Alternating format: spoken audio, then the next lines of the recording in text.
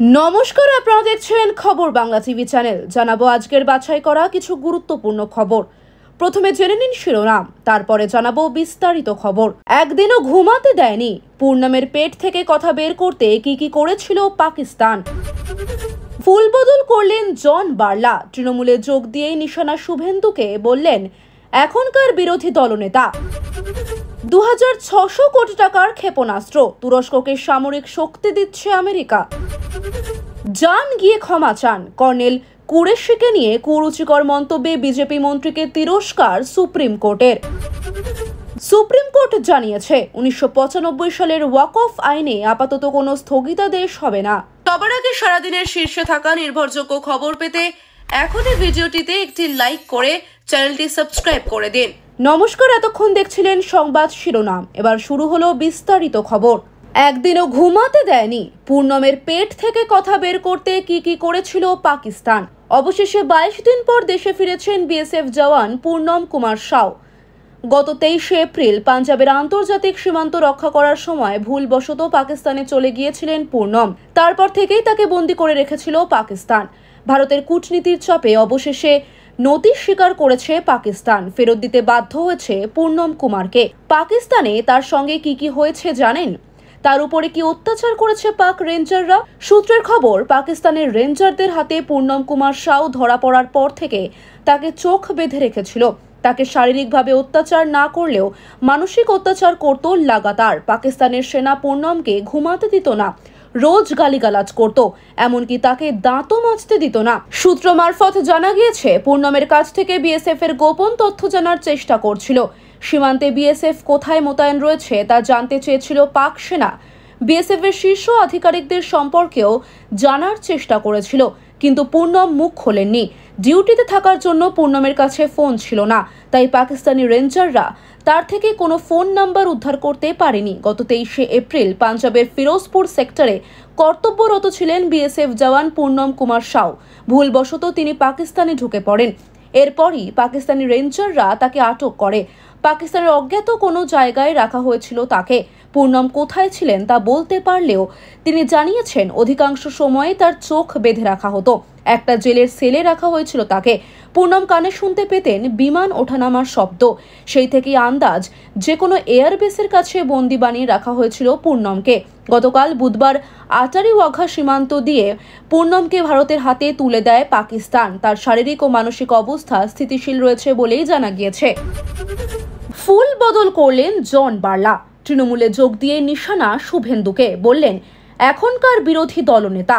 গুঞ্জন শোনা যাচ্ছিল বেশ কিছুদিন ধরেই। শেষ পর্যন্ত বিজেপি ছেড়ে তৃণমূলে যোগ দিলেন জন বার্লা। বৃহস্পতিবার তাকে তৃণমূল যোগ দেওয়ালের সুব্রত বক্সি এবং অরূপ বিশ্বাস। বছর ঘুরলেই পশ্চিমবঙ্গ বিধানসভা নির্বাচন।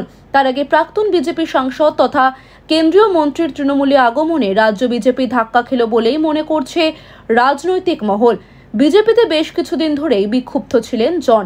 এদিন তৃণমূলে যোগ দিয়ে বলেন, পশ্চিমবঙ্গের মুখ্যমন্ত্রী মমতা বন্দ্যোপাধ্যায়কে ধন্যবাদ। আজ উনি আমাকে এত বড় সুযোগ দিয়েছেন, নিজের সমাজের জন্য কাজ করার সুযোগ দিয়েছেন আমাকে। কেন আমি এই সিদ্ধান্ত নিলাম জানতে চাই। 6-7 মাস আগে থেকেই কথা চলছিল, দিদিও মাঝে ফোন করেছিলেন, কাজ করতে বলছিলেন। আমি চাইছিলাম নিজের ক্ষেত্র চা বাগান নিয়ে যেমন করতাম, মন্ত্রী ছিলাম যখন কাজ করতে গিয়ে বাধা পেতাম। জন বলেন, রেলের জমিতে 100% অনুদান নিয়ে 160 কোটির হাসপাতাল তৈরি করতে গিয়েছিলাম। রেল জমিও বেছে দিয়েছিল, শুধু মৌ স্বাক্ষর বাকি ছিল। কিন্তু এখন যিনি বিরোধী দলনেতা, উনি যেভাবে কাজ আটকে দেন, মানুষ আশীর্বাদ দিয়ে আমাকে মন্ত্রী বানান, কিন্তু নিজেদের দলের লোকই এখনকার বিরোধী দলনেতা শুভেন্দু অধিকারী। এখান থেকে ফোন গেল আর আমাকে আটকে দেওয়া হলো। এভাবে উন্নয়নমূলক কাজ আটকে দেওয়া হলে কে এমন দল করবে? মানুষ আমাকে নির্বাচিত করে পাঠিয়েছিলেন, কিন্তু আমাকে কাজ করতে দেওয়া হচ্ছিল না। এমন দল কেন করব যারা আমাকে বাধা দেয়? জনের দলে যোগ দেওয়া নিয়ে তৃণমূল জানিয়েছে, তৃণমূল স্তরে কাজ করার যে অভিজ্ঞতা রয়েছে জনের, বিশেষ করে আলিপুরদুয়ারে চা বাগানের শ্রমিকদের মধ্যে তার যে গ্রহণযোগ্যতা, তা দলকে শক্তিশালী করে তুলবে বলেই আশাবাদী তারা।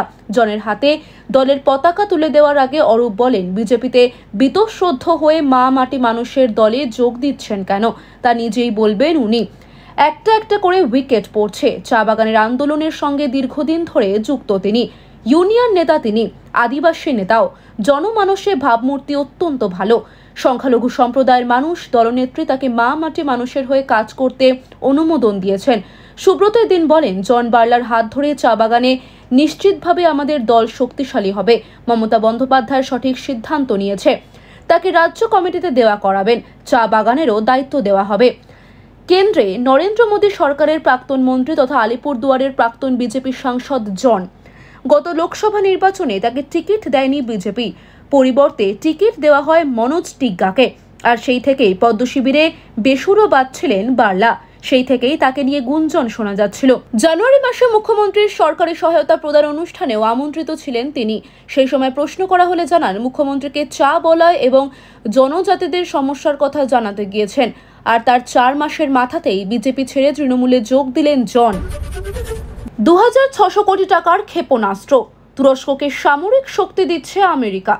মার্কিন যুক্তরাষ্ট্রে তুরস্কের কাছে অত্যাধুনিক ক্ষেপণাস্ত্র এবং অন্যান্য সামরিক সরঞ্জাম বিক্রির সবুজ সংকেত দিয়েছে। মার্কিন বিদেশ দফতরের এই অনুমতি অনুসারে প্রায় 304 মিলিয়ন মার্কিন ডলার মূল্যের অস্ত্রশস্ত্র আঙ্কারাকে সরবরাহ করা হবে, যার ভারতীয় মূল্য প্রায় 2600 কোটি টাকা। এই গুরুত্বপূর্ণ সিদ্ধান্তের প্রেক্ষাপটে মার্কিন বিদেশ সচিব মার্কো রুবিও ন্যাটো দেশগুলির বিদেশ সচিবদের সঙ্গে একটি বৈঠকে যোগ দিতে তুরস্ক সফর করছেন।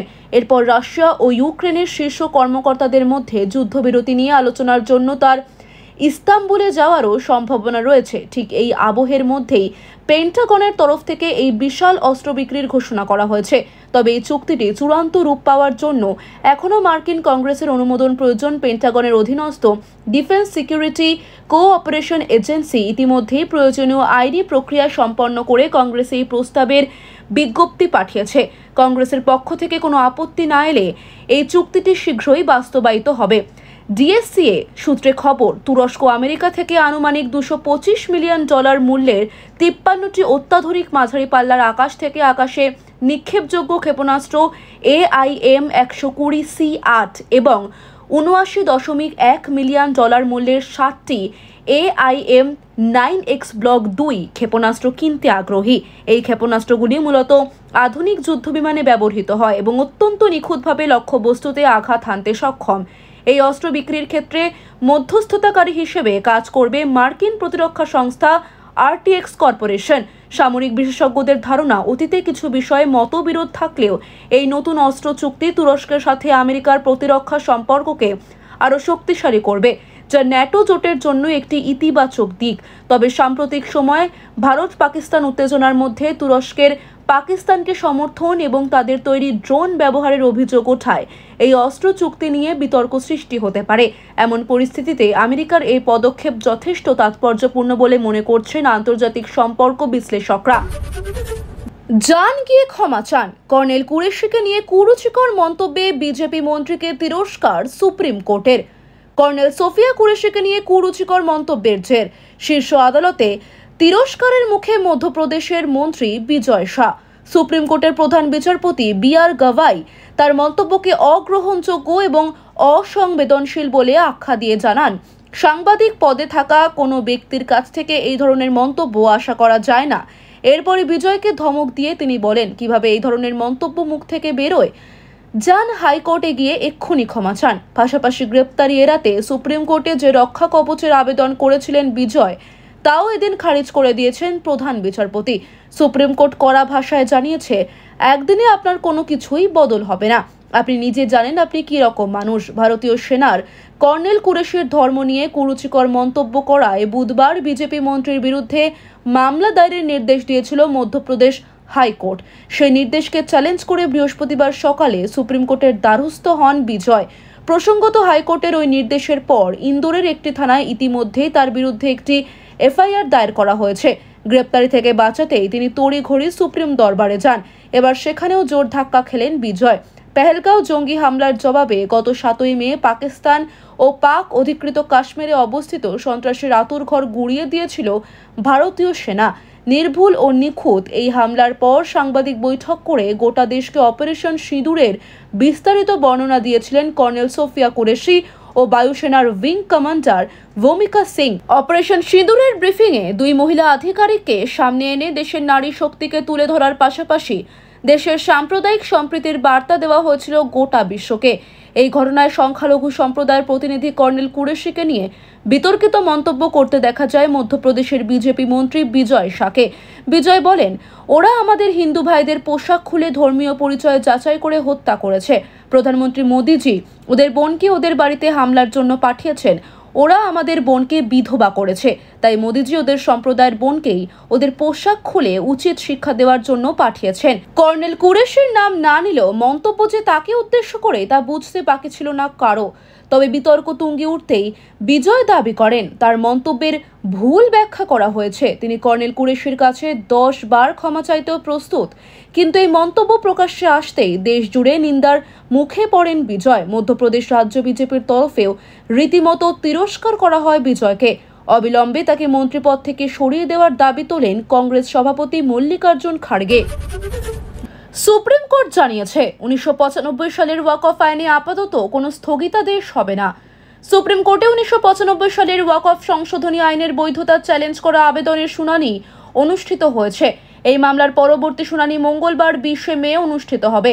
আজকের শুনানিতে আদালত স্পষ্টভাবে জানিয়েছে যে পরবর্তী শুনানিতে হিন্দু পক্ষ থেকে 1995 সালের ওয়াকফ আইনের বৈধতা চ্যালেঞ্জ করা কোনো আবেদনের বিচার করা হবে না। সুপ্রিম কোর্টের বেঞ্চ প্রধান বিচারপতি BR গাভি ও বিচারপতি AG মাসিহের নেতৃত্বে এই শুনানি পরিচালিত হয়। এর আগে কেন্দ্র সরকার আদালতকে আশ্বাস দিয়েছিল যে তারা ওয়াকফ বাই ইউজার সহ ওয়াকফ সম্পত্তিগুলোকে অঘোষিত করবে না এবং কেন্দ্রীয় ওয়াকফ কাউন্সিল ও বোর্ডে নতুন কোনো নিয়োগ করবে না। কেন্দ্রীয় সরকার আরও অনুরোধ করেছিল যে আইন কার্যকর থাকাকালীন তার ওপর স্থগিতাদেশ যেন না দেওয়া হয়। শুনানির সময় প্রধান বিচারপতি বিষ্ণু জৈন নামে এক আইনজীবীর কাছে বলেছিলেন যে তার আর্জির ওপর তাৎক্ষণিক আর্থিক বা অন্য কোনো রিলিফ দেওয়ার ক্ষেত্রে দ্রুত সিদ্ধান্ত নেওয়ার দরকার নেই। অন্যদিকে তৃণমূল কংগ্রেসের নেতা এবং আইনজীবী কল্যাণ বন্দ্যোপাধ্যায় সংসদে অংশ নেওয়া ও জেপিসি কমিটির সদস্য হিসাবে তাদের বক্তব্যের অনুমতি চান। প্রধান বিচারপতি জিজ্ঞেস করেন তিনি কি সংসদ সদস্য হিসেবে বা আইনজীবী হিসেবে বক্তব্য দেবেন। বিচারপতির বক্তব্য, আমরা কাউকেই বক্তব্য দেওয়া থেকে বাধা দিতে পারি না, বিশেষত যখন অনুষ্ঠান লাইভ সম্প্রচারিত হচ্ছে। শুনানির শেষে সুপ্রিম কোর্ট আগামী 20 মে পরবর্তী শুনানির দিন ধার্য করে। ওই সময় হিন্দু পক্ষের পক্ষ থেকে ওয়াকফ আইন 1995 এর বৈধতা চ্যালেঞ্জ করার কোনো আবেদনের ওপর বিবেচনা করা হবে না। মামলায় রাজ্যসভা সদস্য ও প্রবীণ আইনজীবী কপিল সিব্বল এবং সলিসিটর জেনারেল তুষার মেহতা নথিপত্র দাখিল করবেন বলে জানান।